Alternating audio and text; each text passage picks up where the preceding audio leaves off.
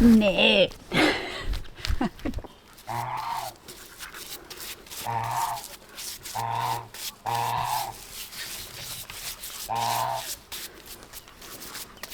You can't eat it, Bebop. It's beeswax and oil. It's not for eating. Absolutely not. No! Oh my God! Look at you. Yeah, you absolute man. Why do you like that? Does that taste good to you?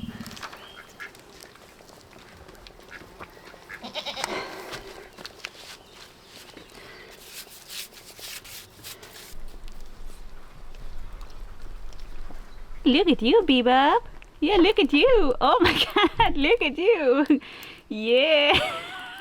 Does it smell good? Yeah, you cannot reach your horns, buddy. I am building Bebop another harness. He already has one, but you know, you can never get enough harnesses for your goat. So I chose this wood because we had some that we bought this spring. I am not sure what kind of wood this is. It is super pretty. It has like a white inside, almost has no colored grain. It is just white all the way through.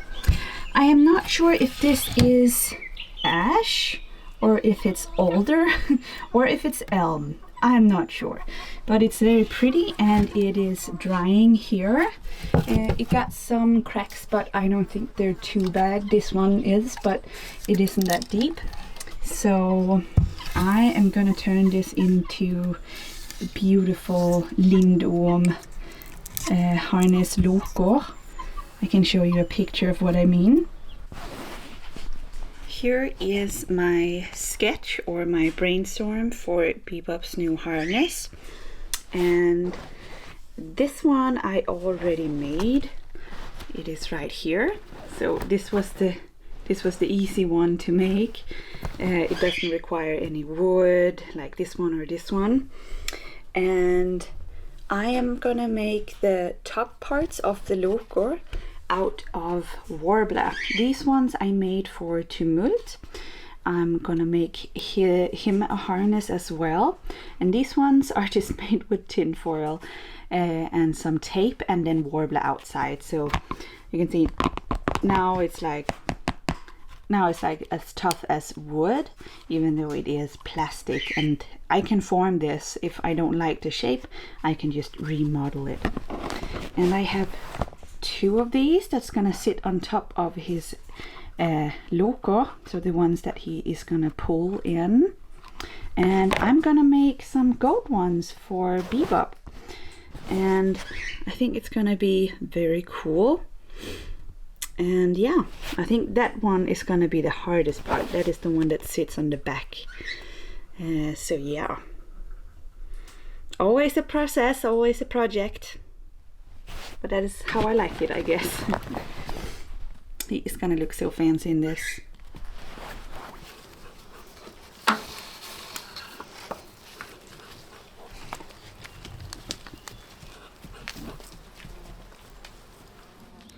Hi and welcome to this vlog. Today I'm gonna be making my own tea blend. I have been wanting to do this since winter, when I found out that you can pick the flowers of the linden trees. And I have had my eyes peeled for linden trees ever since. Now, I didn't really know how to recognize it as a tree, so this has been very cool for me to learn about this tree and its flowers and when it blooms. And it blooms between June and July over here. So I was originally just gonna pick those flowers and make the tea blend, but we do have a whole bunch of pineappleweed. I have a kitten crawling on me too. In our garden, and this is pineappleweed. And this tastes and smells just like chamomile, and we have this growing wild in our yard, like everywhere.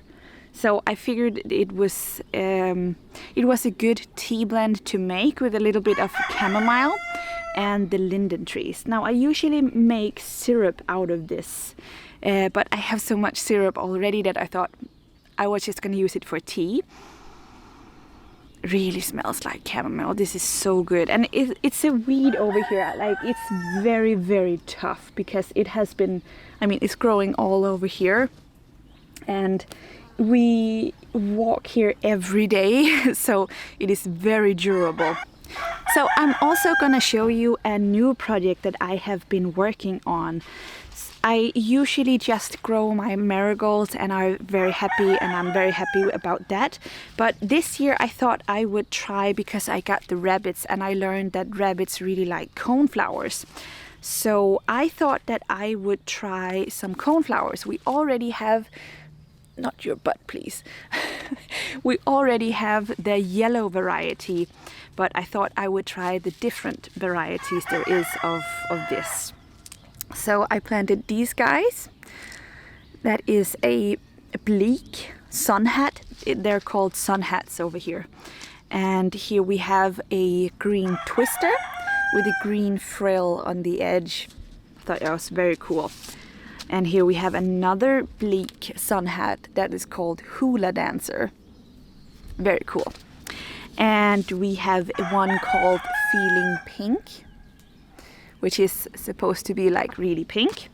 And then we have a, I don't know what you call this, but it has the petals also in the middle, and it's called Indian.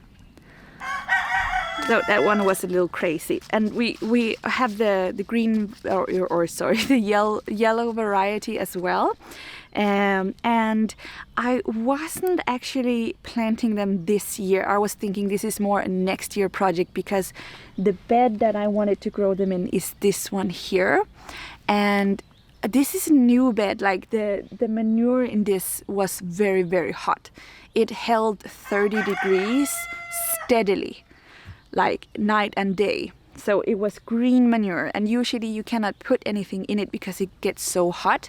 And it is like, I would say 40 centimeters tall. So there's a good amount of manure in there, and it was all fresh. We also have the same idea at the pumpkin bed, and the pumpkins just took off. I mean, we weren't sure that they were gonna take off, but we had so many that we just put them there. And I saw a thistle growing in there, and I was like, if that can grow, my flowers can grow. And they did. They really took off, and they're just tiny flowers, 1 year old. So they're doing very well for that, I think. In the future, I will use these flowers in my balms and salves, just because they are a medicinal flower. So I'm very much looking forward to that and getting to harvest a lot of these, both to feed the rabbits because they're supposed to like them, but also for us to use.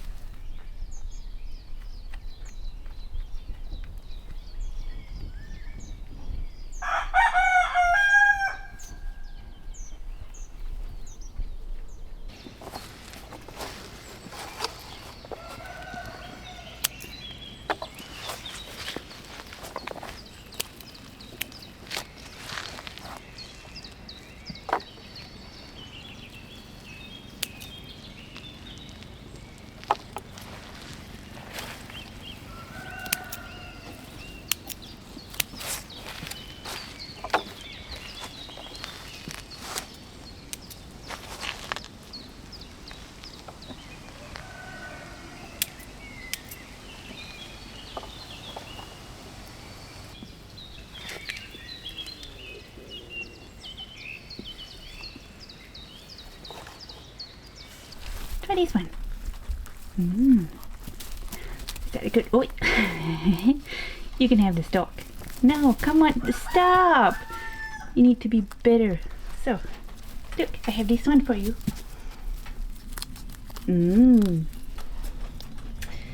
And how about some yarrow after that? Huh? Would you like that? Would you like to try it? Acceptable, it seems. Yep. Nope, nope, nope, nope. Oh, hello, sir. Can I invite you for some pineappleweed? Oh, yeah. Yum, yum, yum. I take this over here. Okay. I usually just go for herbal teas because I am not a big fan of the acidity that comes with the tea leaves. It tastes kind of off to me. So I usually just make my own with my marigolds. And I really love the marigold tea. These are freshly dried. Some of the first buds that are out in the garden I dried just last evening. This is the blend I usually use. These are marigolds and New York aster. Aster has a little bit of a minty flavor to it, and the marigolds are just very nice and herby. So I do have my little bucket full of the pineappleweed here. This is not at all we have. We have a lot, a bunch of them.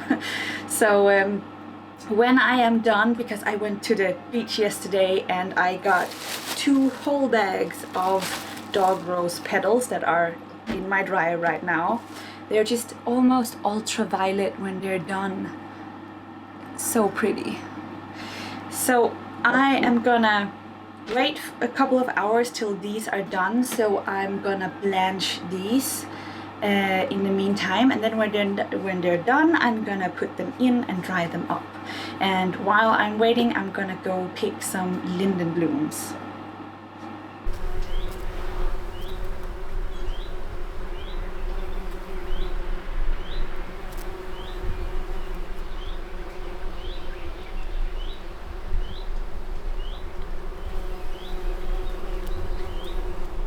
So I went on a solo adventure here with my little puppy, so he can experience the city as well. And I don't know if you can hear it, but the bees are buzzing. So these are the linden trees. As you can see, there are quite a lot of them. They are very rare to find, but you can almost always find them in old places. Like this is a cemetery I am in front of, and there's a church nearby. So they have been planted here and they are very old. As you can tell, they have a lot of fruits on them, or blooms on them, and there's just so many of them. So I have chosen my basket for the evening and I am gonna pick some. I do see on the tea blends that you also pick some of the leaves for some reason, but there is so many, I don't think I'm gonna run out of them. And it's just very cool to be at such an old place. And my puppy is doing very well. He's very patient for the moment.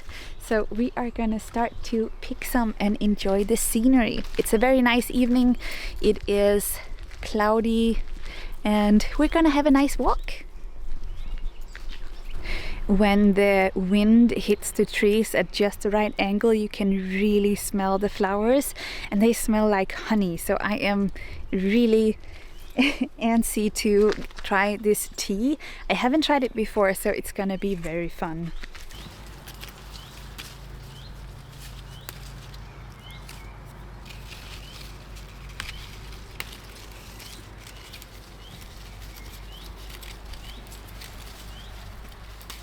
I now have my flowers there, and I now have also a mental map everywhere there is linden trees around me. This was very pleasant to find so many linden trees all the way down there, all the way from there to all the way down there are linden trees. Now I have tried finding them in winter, and of course it's very hard to identify them then because they don't have their leaves. So now I know that I have someone really close to me, and they're only 10 minutes away, and he's getting tired. They're only 10 minutes away, which is very nice because otherwise the closest ones that I found was 40 minutes away. So that is quite a difference. So as you can tell on the puppy, we need to go home now. So I'm gonna take my basket and we're gonna go home and dry them.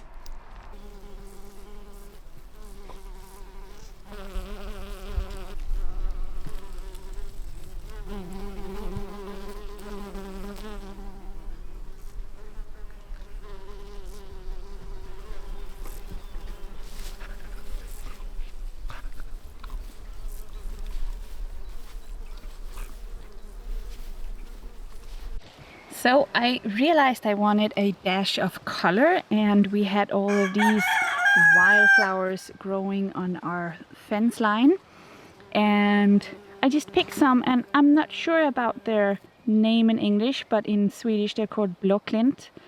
So they're like a blue cornflower. I think they are a cornflower, and you see the bees, they really like them.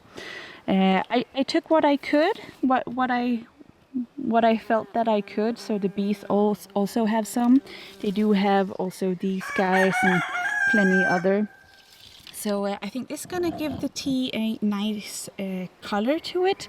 I'm not sure if it will color it blue or if it just looks blue, the petals when they're dried, and then yellow when they get into contact with water. I'm not sure, but I think it's gonna be a fun experiment. What are you two guys doing?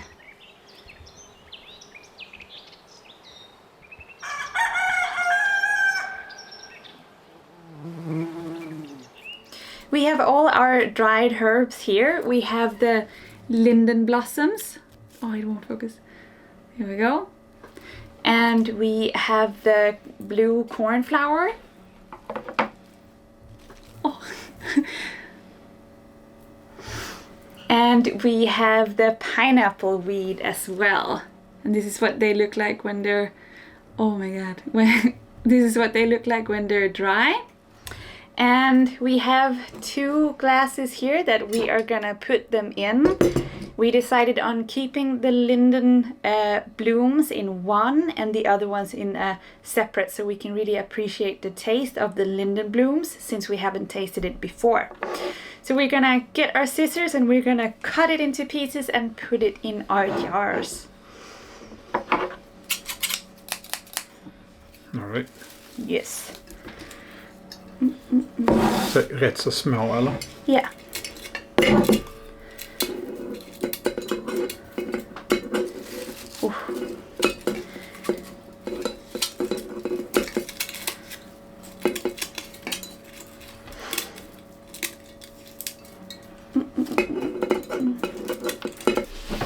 So we are done now. It took a while to cut all of these, but here is our linden blooms, and here is our pineapple weed and cornflower.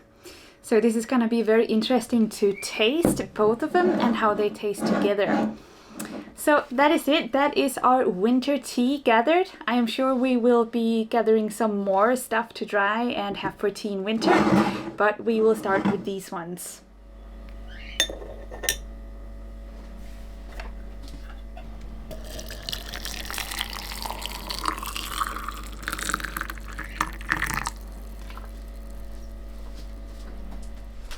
So here it is, our tea, and it's nice and cool now because it is a hot day. And I really like it with a lot of honey, as you could tell. I really enjoy this tea. It's very nice, and I'm very happy that we made the choice to put the pineapple weed in a separate jar, because that chamomile flavor or smell, it is really pungent. I have 2 little kitties here trying to get in my tea. So it is very strong, the flavor or smell of the pineapple weed. So I'm very happy that we kept those separate. Now I gotta say, my favorite is still the marigold tea. I really love their scent and this kind of taste that they have a very strong flavor, but it is just so lovely to have in tea that I really enjoy it. So I might also make a whole batch of those for tea this winter that we can enjoy together. I hope this gave you a little information about the teas that we are making and how easy it is to make. Like you can basically just dry anything that you want to have into tea. And that is actually exactly what we're going to do today. I'm going to pick some fireweed leaves because I saw something that it was very popular in Russia, fireweed tea or fireweed leaf tea. So I am going to try that and see what all the fuss is about.